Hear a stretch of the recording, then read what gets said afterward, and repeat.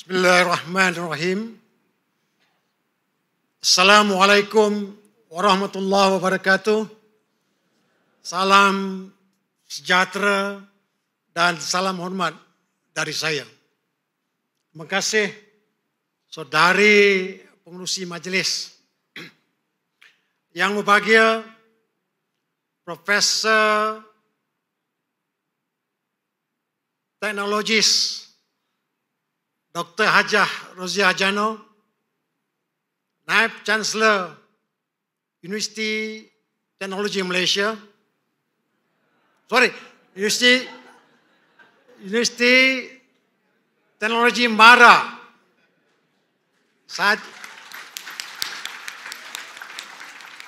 Saja nak bagi jangan orang tidur. Timbalan Naib Chancellor, kita ada 4 orang. Timbalan Naib Chancellor Akademik, Timbalan Naib Chancellor Penyelidikan, Timbalan Naib Chancellor Hal Ehwal Pelajar, dan Timbalan Naib Chancellor Jaringan Industri. Hopefully, we're going to have another one. Pembangunan. Dan pegawai-pegawai utama, tuan pendaftar, bendahari, para rektor, 13 orang. Ada 13?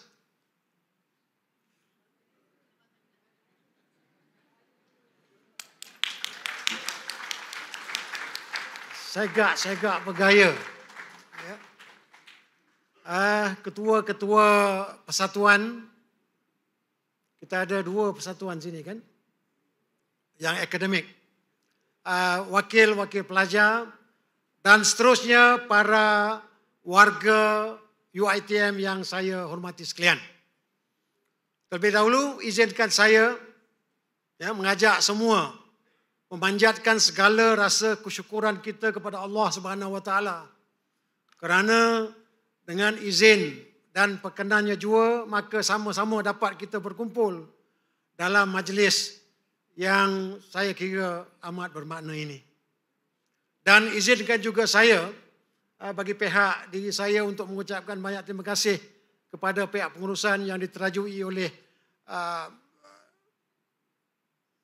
Datuk Naib Chancellor dan pasukannya yang telah mengaturkan perjumpaan pada pagi ini. Sebenarnya kita mencuri ruang. Yang paling penting petang ini, amanat Naib Chancellor yang akan melakarkan perjalanan universiti dalam masa 1 tahun yang akan datang. So saya harap petang ini semuanya memberi tumpuan kepada apa yang akan dikongsikan oleh yang berhormat Naib Chancellor nanti. Dan bagi pihak diri saya juga menzahirkan setinggi-tinggi terima kasih amanah yang diberikan oleh Yang Berhormat Menteri Pendidikan Tinggi kepada saya sebagai pengurusi lembaga pengarah UiTM yang baru.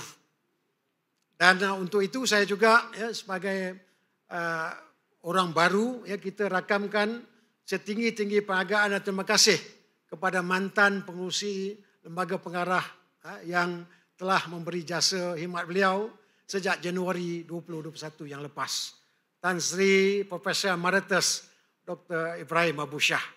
Dan begitu juga 3 orang lagi ahli lembaga pengarah yang lain yang telah juga memberikan jasa sumbangan buah fikiran kepada pembangunan dan urus setia Universiti Teknologi ini. Untuk kali ini, saya rasa saya hanya ingin berkongsi apa yang ada dalam hati saya. Mungkin lain kali kita boleh kongsi lagi perkara-perkara yang menyentuh mengenai dasar perjalanan dan hala tuju. Saya faham kita dah ada hala tuju 2025, tapi kemungkinan dengan barisan baru ini kita mungkin boleh menyematkan atau menambah nilai apa yang sedang dilakukan oleh barisan kepimpinan yang ada sekarang. Sebelum saya mula bercerita mengenai UiTM, adalah sangat penting untuk saya mengajak semua kita melihat keberadaan kita sebagai sebuah negara.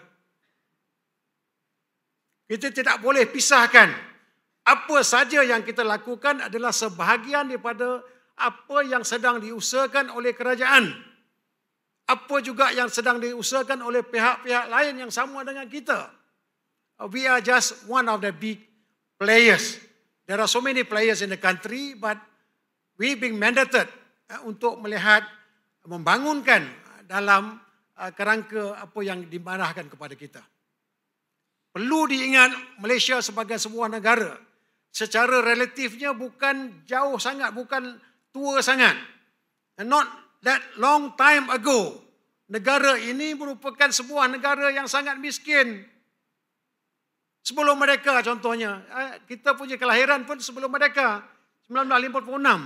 Senario semasa itu yang dilahirkan, yang diwujudkan Rida, kemiskinan 65%. Dan biasa mundar-mandir orang berkaki ayam. Jalan tak berbaju. Makan pagi, kais pagi, makan petang, kais petang. Itulah masyarakat yang ada semasa kelahiran Rida dulu. Tahun 56. Kenapa kita jadi sekarang macam ni? Kunci utama kepada kejayaan dan keberadaan kita pada masa sekarang adalah pelaburan yang tidak henti-henti oleh pihak kerajaan, perancangan yang sangat teliti dalam aspek pendidikan. Kita antara negara yang sangat bertuah, beruntung kerana kerajaan sejak dari mula sebelum merdeka dan mencapai kemerdekaan apatah lagi, melabur secara strategik kepada sektor pendidikan. Ya, tidak pernah kita abaikan. Cuba tengok bajet tiap-tiap tahun. Berapa peratus daripada peruntukan bajet tiap tahun diletakkan kepada pendidikan? Tidak kurang dari 20-21%. Ya, contohnya petang ini mungkin kita boleh dengar. Ya, kalau sektor pendidikan tidak kurang daripada 55 bilion, sektor pendidikan tinggi tidak kurang daripada 15.5 bilion. Ini represent 21% aspirasi sebuah negara untuk melihat kita maju melalui pendidikan. Ya, dari sebuah universiti dulunya, kita hanya ada Universiti Melaya. Tahun 61 itu pun dibawa dari Universiti Melaya Singapura. Ya, bercantum dengan King's College tahun 61. Ya, masa dulu tak ada banyak-banyak universiti. Kemudian baru tumbuh USM tahun 65. Ya, kemudian aspirasi kerajaan untuk menubuhkan sebuah universiti berteraskan kebangsaan. Lahir UKM tahun 70. Dan 71 kita ada UPM. Dan selepas itu kita baru ada UTM. Hanya ada 5 buah universiti awal tahun 75. UITM yang lahir dari Kolej Mara itu kemudiannya dijelmakan tahun 76 menjadi Institut Teknologi Mara. Sepatutnya kita jadi nombor 6 bukan nombor 12. Dari segi umur dan dari segi penubuhan kita. Tapi oleh kerana asas perkiraan daripada bila naik taraf jadi universiti kita jadi nombor 12 tahun 1999. Tak apalah, tapi semat dalam hati bahawa kita antara universiti terawal. Sebelum mereka dah wujud di Jalan Osman, pusat latihan, walaupun 50 orang yang belajar. Ya, kemudian kita belajar daripada UK, Chambers of Commerce, daripada Australia dan sebagainya, meningkatkan keupayaan kita sehingga kita menjelmakan diri menjadi Institut Teknologi Mara pada tahun 67 itu. Itu satu perkara yang saya rasa kita perlu terima. Hakikat bahawa kita bertatih, kita berjalan, kita tak terus berlari. Tapi sekarang ni apa dah jadi? Nanti kita nak cerita apa keberadaan kita sekarang ini sejak kita mula daripada very humble start. Ya? Sebagai sebuah institusi pendidikan tinggi. Dan dalam negara selepas umpamanya UTM itu kita lihat kelahiran institusi lain yang lebih komprehensif. Tahun 83 diwujudkan UIM, Universiti Islam Antarabangsa. Kemudian 84 diwujudkan UUM. yang fokus kepada pengurusan. Kemudian 99 tahun 92 di Sarawak, ya, Unimas 94 di Sabah dan seterusnya, hingga kita mempunyai banyak institusi yang menyediakan tempat pengajian kepada masyarakat Malaysia. Ya, for a small country like us, 32 million population, we have far too many institutions.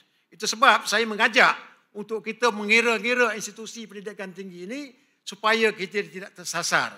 Apabila kita mengatur diri kita, kita juga perlu melihat keliling semua institusi-institusi yang juga melakukan fungsi yang sama apa yang kita lakukan ini. Supaya kita kekal relevan, supaya kita tahu apa yang kita buat, supaya kita tidak tersasar dari jauh daripada apa yang diperlukan, apa yang diaspirasikan oleh pihak kerajaan. Ya, pelaburan yang besar ini jangan kita sia-siakan. Okey, balik kepada Universiti Teknologi MARA ini. Yang saya ceritakan tadi, ya, bermula dari sebuah permulaan yang sangat sederhana. Apabila Tun Hussein On pergi melawat ke Sri Lanka, Colombo, melihat bagaimana mereka melatih pelajar penduduk orang-orang kampung dan sebagainya, dan balik timbullah aspirasi untuk menubuhkan perkara yang sama. Disediakan kertas dan sebagainya, bawa kepada parlimen dan diluluskan, dan sedikit-sedikit kita gagah melangkah. Dan sebagai sebuah institusi, saya juga perlu mengajak sama-sama rasa bangga dengan keberadaan kita ini. Tapi bangga saja tidak cukup, sebab institusi ini dilahirkan secara sangat istimewa. Lihat Akta 173 Perlembagaan UiTM. Dulunya bukan UiTM, dulunya kita di bawah Kementerian Luar Bandar. Ya, itu sebab tahun 76 dan ke atas kita berhijrah dari Kementerian Luar Bandar kepada Kementerian Pendidikan dan juga Pendidikan Tinggi. Itu sebab badan tubuh kita digovern oleh akta yang menjurus kepada pengurusan pendidikan tinggi. Sejak 76 dan ke atas. Perlembagaan kita menetapkan perkara 1A. Sangat jelas. Universiti ini, Universiti Teknologi MARA ini dilahirkan melalui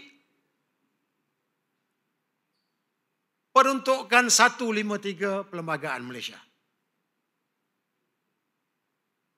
Itu batang tubuh kita.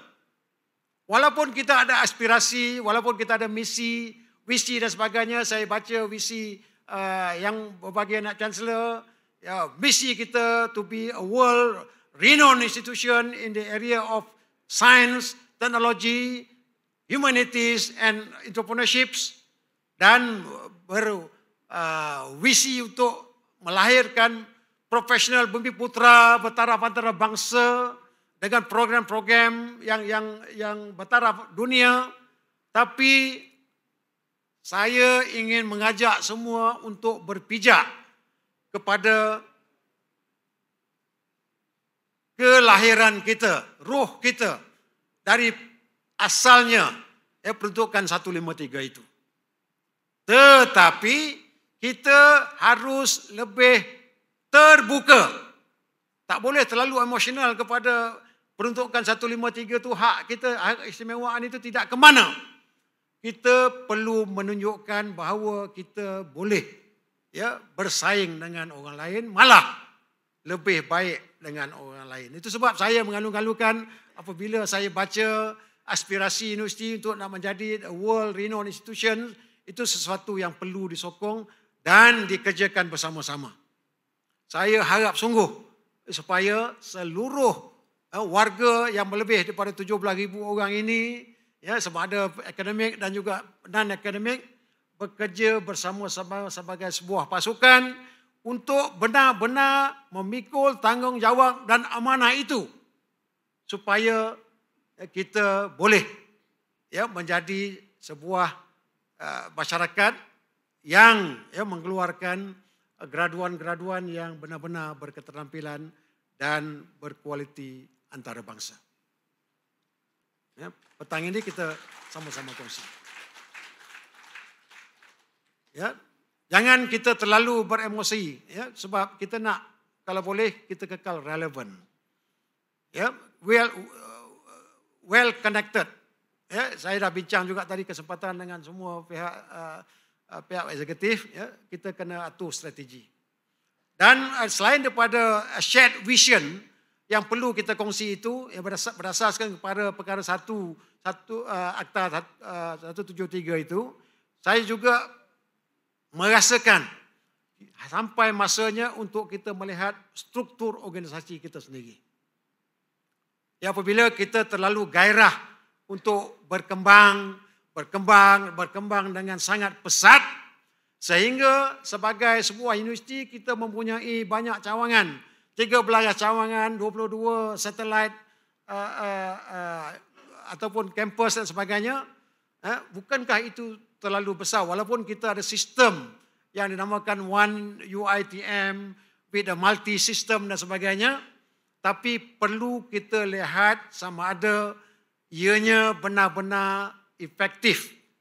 Perlu diingat bahawa kita juga adalah sebahagian besar daripada pelaburan kerajaan. Kalau sesiapa yang tahu mengenai jumlah pelaburan oleh kerajaan khusus kepada UiTM ini, ya, 2,000 lebih million, ya, bajet yang diperuntukkan. What is their return on investment daripada apa yang kita keluarkan tiap-tiap tahun? Kita perlu berasa tanggungjawab. Kita perlu merasa, ya, ini satu amanah besar yang kita pikul bersama-sama, supaya apa saja yang dilaburkan oleh kerajaan secara langsung atau tidak langsung itu memberi pulangan semaksimum mungkin. Dan kitalah semua ini pemegang amanah dan tanggungjawab itu untuk menentukan apa yang diberi itu benar-benar mencerminkan aspirasi pihak kerajaan. Dan saya harap, ya, perkara ini sentiasa segar. Ya, struktur organisasi, ya, yang ada sekarang ini mungkin kita lihat balik. Kadang-kadang saya pun heran juga, ya, sama ada is it worse for us to revisit back our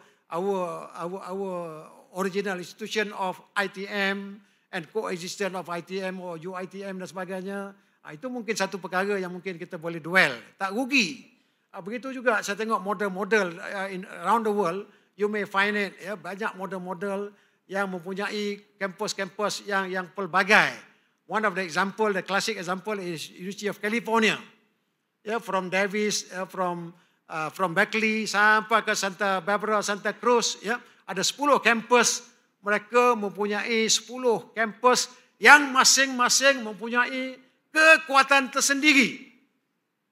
How nice if we could have all the 13 campuses mempunyai kewibawaan, mempunyai otonomi, mempunyai, ya, kekuatan yang tersendiri, yang boleh kita peragakan, yang boleh kita membentuk, ya, graduan-graduan yang lebih berketerampilan lagi. Ini semua perkara-perkara tadi saya dah bincangkan juga dengan sedikit sebanyak dengan Datuk VC, ya, mungkin, ya, perkara-perkara yang kita kena duel, ya, makanan kita hari-hari, makanan minda kita hari-hari. Ya, sebab kita hidup perlu sentiasa memikirkan apa perkara-perkara yang boleh menjadikan kita lebih baik dari hari ke hari. Don't be too complacent. Sebab ini semua akan memberi kita semangat. Bangun pagi kita mesti rasa excitement, keterujaan untuk melakukan perkara-perkara yang lebih baik daripada apa yang kita ada sekarang. You have to create that kind of excitement. Kalau tidak, what a waste. Sangat malang apabila kita hidup hari-hari kita berada dalam takut yang lama, takut yang sama. Apatah lagi mengenangkan Malaysia ini sebagai sebuah negara, kita sedikit terperangkap dengan kesederhanaan. Let me be honest on this. Satu masa dulu, 20 tahun dulu, kita cadang menjadi atau bercita-cita semua orang hidup Vision 2020. Semuanya, ya, rancangan, ya, untuk menjadikan negara maju beracuan sendiri menjelang 2020. Mana 2020? Dah tinggal belakang kita. Siapa kita? Jadi saya mengajak semua rakyat Malaysia untuk memikul tanggungjawab bersama, memikul kegagalan ini. We fail to develop our nation to be a truly developed nation by 2020. Salah siapa? Sebab kita terlalu bercakaran. Banyak sangat membuang masa. Jangan pandang belakang. Kita pandang ke depan, kita mencari jalan sama-sama dan UiTM saya minta menjadi contoh kepada sebuah institusi yang mempunyai aspirasi menjadikan Malaysia ini benar-benar institusi yang boleh kita banggakan walaupun umur kita di pertengahan, walaupun mereka letak kita nombor 12 sebagainya, di hati kita UiTM adalah nombor 1. Sematkan semangat itu bahawa kita boleh melakukan. Tapi melakukan tak boleh seorang. Jangan biarkan Naib Chancellor seorang. Jangan biarkan semua timbalan Naib Chancellor seorang. Jangan biarkan rektor seorang. Kita bekerja bersama-sama dari seatas-atas Naib Chancellor sehingga pihak pengawal keselamatan, pemandu, semua segmen yang perlu merasakan bahawa mereka punya rasa tanggungjawab dan amanah untuk meningkatkan pencapaian universiti ini. Saya sangat-sangat berharap dan saya bersedia. I can be very open sebab saya tidak membuat apa-apa untuk diri saya lagi. I'm in position not to do anything for myself anymore. Saya selalu terpanggil, terfikir dari sebuah keluarga asalnya yang sangat susah, yang diberi kesempatan oleh kerajaan untuk belajar, yang diberi kesempatan untuk membentuk kerjaya saya sehingga apa yang saya ada sekarang, saya rasa terpanggil dan terhutang budi untuk membawa negara kita dan juga institusi yang saya sama-sama meningkat maju selaras dengan pembangunan negara. So marilah kita sama-sama dan saya percaya selain daripada apa yang kita bangkitkan tadi, saya juga ingin tekankan selain daripada shared vision tadi, kita ada struktur yang baik dan kita ada sistem yang sangat integrate dan berkesan. Dan kita juga perlu melihat kepada pembangunan sumber-sumber tenaga kita, staf kita. Staf kita perlu kita lihat, Tuan Haji Pendaftar. Saya ingin melihat tiap-tiap akademik, saya memang amalan saya, apabila saya berdepan dengan orang akademik, saya tangkap, pegang. Can you tell me where you see yourself in the next 5 years? Di mana anda melihat diri anda dalam tempoh 5 tahun lagi akan datang? Apa maknanya? Maknanya tiap-tiap orang perlu mempunyai perancangan kerjaya masing-masing. Di peringkat institusi mereka ada perancangan, tapi dalam diri kita sematkan semangat dan juga perancangan untuk memajukan, membangunkan diri kita sendiri. Itu sebab umpamanya sangat penting untuk kita melihat.